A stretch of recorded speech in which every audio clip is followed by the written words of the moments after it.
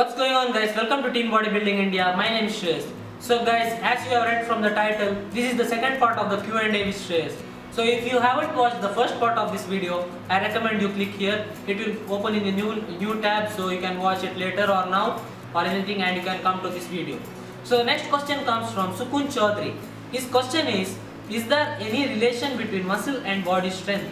Because I have seen many people in my gym, they are buffed up, but they cannot defeat me in arm wrestling.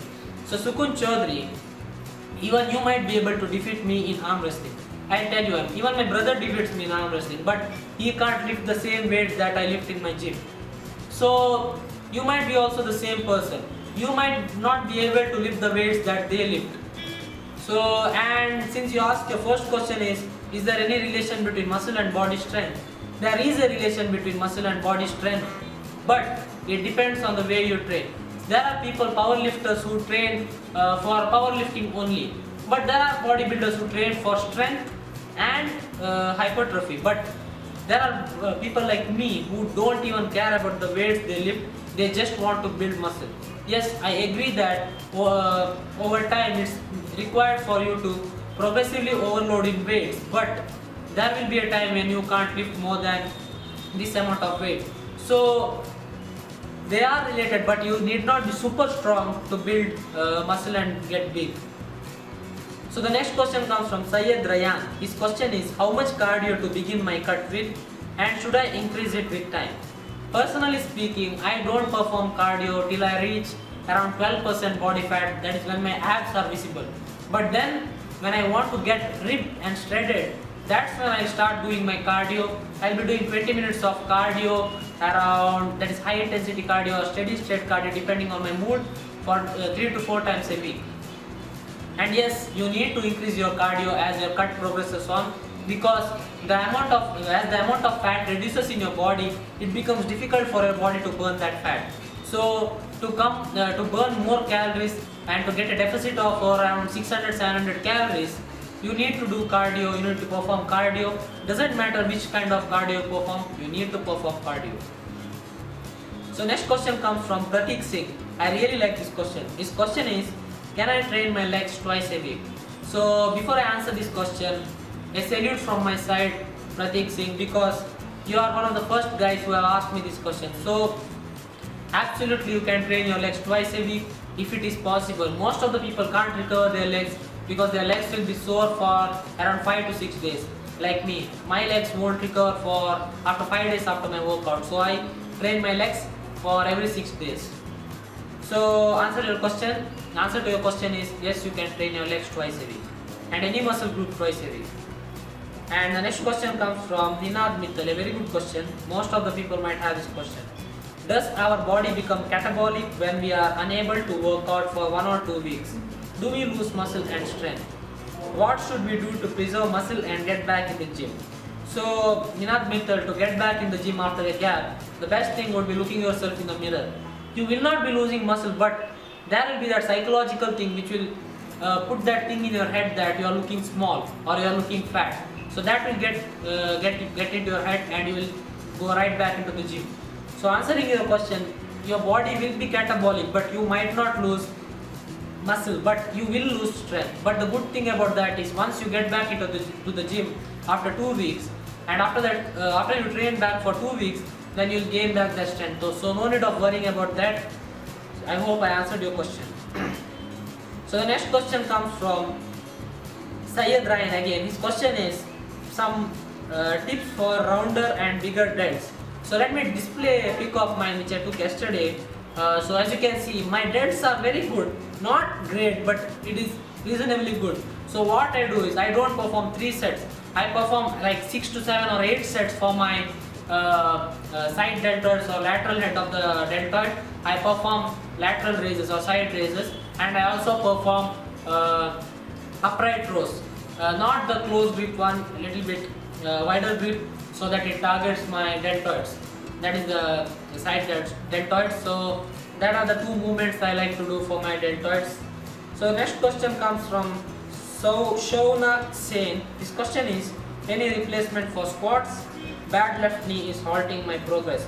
So First thing I would like to advise you would be not squats. Stay away from leg extensions. So stay away from leg extensions for like 2 to 3 weeks or maybe 4 weeks till your knees are healed. And since you think that the problem is because of squats, I would like to advise you to perform leg press, because the range of motion is pretty less as compared to squats.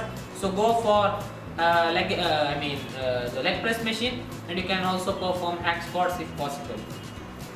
So the next question comes from the next 3 questions. I would like you to watch this video right here. So click the link right here. So let me read the question. So the questions are related to losing belly fat, love handles and such things. So please watch this video right here. I have talked in detail about losing fat from such areas, especially belly. So the next question comes from Nizam Nazir. His question is, hey bud, he's using creatine, waste of money during cutting phase. What do you think? And keep up the good work, cheers. So thanks Nizam Nazir for your question. And most of the people and many of the trainers out here think that creatine, you should stop creatine 1 month or 1.5 months before your show or before your end of your cut. But my thing is, why should you stop using creatine when you can get your muscles look fuller and bigger till the end? So yes, you need to avoid creatine before, like maybe 1 week before your show or 1.5 weeks before your show, but not a long time back, because not a long time before your show or the pics you are going to take of your transformation.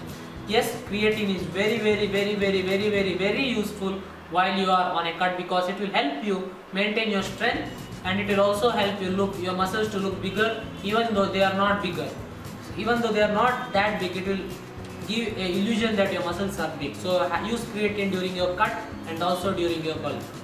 So the next question comes from B Pair. His question is little bit big, so I'll display it right here. So as you can see, his question is, he has a serious problem with the gains lasting only in the gym.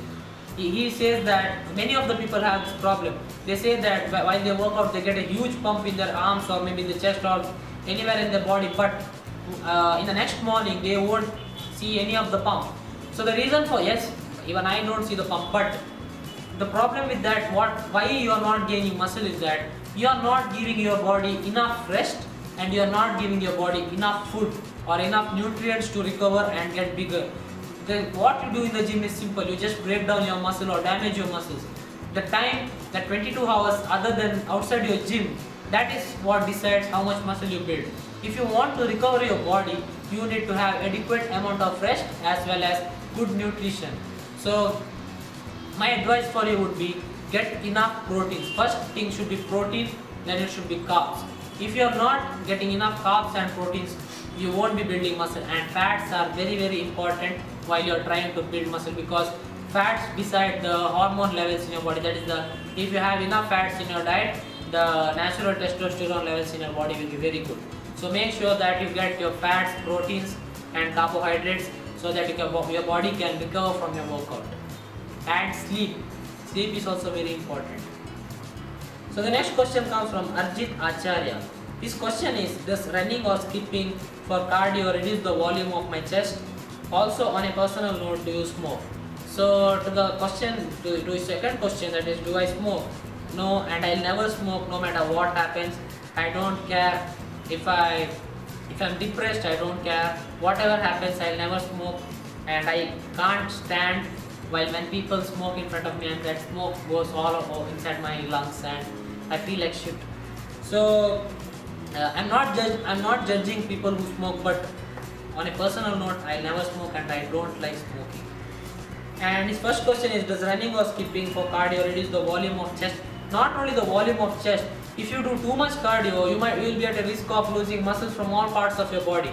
So make sure that your first preference is always for weight training, and then even if you can't lose the weight with even if you can't lose fat with weight training and your diet, that's when you need to do lots of cardio. And even if you can't lose that weight, then you should be reducing your calories. So it is as simple as that. So next question comes from Siddharth Tiwari. This question is rope skipping a high intensity interval training or steady state cardio? So it depends on how you skip ropes. If you skip ropes for 1 minute and rest, it is not HIIT. So it is not high intensity interval training, nor it is steady state cardio. It is like in the middle. So what is HIIT is that you will be running, for example, let me give you an example on the treadmill. You will be running for 40 seconds, you will be walking for 20 seconds. You will be running for 40 seconds, you will be walking for 20 seconds. You will be doing that for 20 minutes. That is a HIIT. That is how you perform HIIT. Yes, rope skipping is a high intensity interval training, provided that you don't rest in between to get your breath back. You should be walking or doing some kind of normal or low intensity thing. So guys, the next question comes from Ali Abbasi. His question is how to get bigger arms including bicep, tricep, forearms and wrists. For your wrist, you can't do anything. Look at my wrist, guys. It is small as hell. I can't do anything about it. It is my genetics, and some people will have thick and dense wrists and other joints, but me personally, I don't have big wrists and I can't do anything about it. And for a forearms, the two exercises that I would like to recommend first would be hammer curls and reverse grip curls, and the other movements would be wrist curls. You have those machines in your gym with which you can perform wrist curls for your forearms, and main two exercises would be reverse grip curls and hammer curls. So those would be the two exercises that you perform for your forearms. But for your biceps, most of the people, they make a mistake of using very heavy weights and stupid form and jerking those weights. Most of you might be seeing this form in the gym for the biceps curls, and I'll be curling with 10 kilogram dumbbells, still with a still position, and only contracting my biceps. Most of the people laugh at me in the gym, but when I do the curls, they start admiring my arms, my 16.8 inch arms. So that is a very simple thing you have to do, guys. Don't be put your ego out of the gym door and just perform the exercise with weights that you can handle and not the weights that others handle. So I can perform with 20 kilogram dumbbells and I can perform with 25 kilogram dumbbells, but the form wouldn't be proper, and most of the tension will be on my lower back and other muscles and not my biceps. So to get one of the best exercises that I would like to give for biceps would be the preacher curls. Preacher curls really helps a lot for the contraction of your biceps, and the other exercise would be hammer curls for the brachials, and because it will give you a thicker look to your biceps, and it's not a bicep muscle, but it gives you a thicker look to your arms. And the other exercise would be a straight bar barbell curl, one of the best mass builder for your biceps. So make sure that you use proper weights.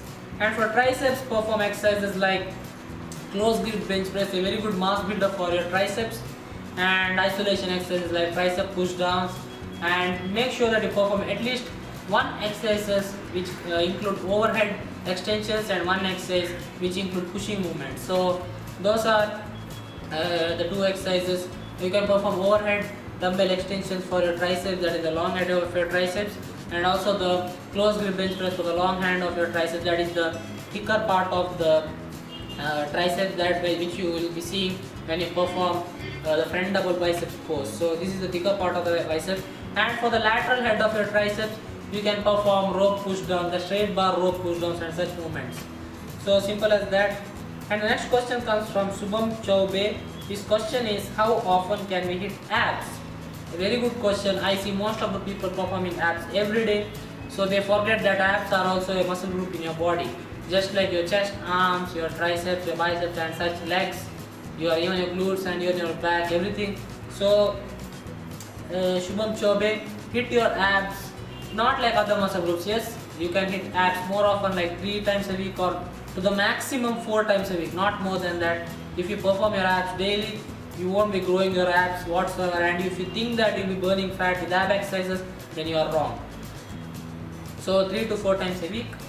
So the next question comes from Raj Shins. His question is, I saw you buying proteins from Health Card. Can we trust them? Yes, absolutely we can trust them. I have never seen any problem with their products or something like expiry dates and such. So I completely trust the website, and they also have a page in their website where they show why you can trust them and why you should trust them. So Health Card is a very good website for buying your supplements, and it is one of the best supplement websites for Indians. And the next question comes from Sailil Chakranarayan. His question is it necessary to sleep after your workout? Does sleeping after your workout increase fats? This is a very tricky question because most of the people think that if you, because most of the people train at night and they'll be having their food and sleeping. That might be the reason why he asked that question. But sleeping is a very good tool for burning fat. The more you sleep, and when you sleep you will be burning calories as well, and your body, it is the best time for your body to recover. So make sure that you get enough sleep, even if your goal is to build muscle or even if your goal is to burn fat. Sleeping is very useful, guys. So sleep a lot, not a lot, but at least 6 hours a day or maximum 8 hours a day, so that you can recover your muscles after your workout and you can grow big muscles. So Silent Chakranara, it's very important to sleep, and don't worry, you won't get fat if you sleep. So this is it for the Q&A, guys. I hope you liked it. If you liked it, do give a thumbs up, and I would like to thank you all guys for excellent response you have given me. The first Q&A session got a very good response. I had got only 18 questions, but for this session I got around more than 30 questions. So we can see that the channel is growing, more people are coming to know about the channel, and I would like to thank you all guys for your support, excellent support. And if you have not yet subscribed to my channel, please subscribe to my channel. And that's it, guys. If you have any more questions other than these questions, you can leave back a comment down below, and the Q&A videos will be uploaded on Tuesdays and Wednesdays every week. So, and I'll be posting the place where you can ask your questions on my Facebook fan page. So that's pretty much it, guys. I'll be back again. Train hard, stay fit. Goodbye.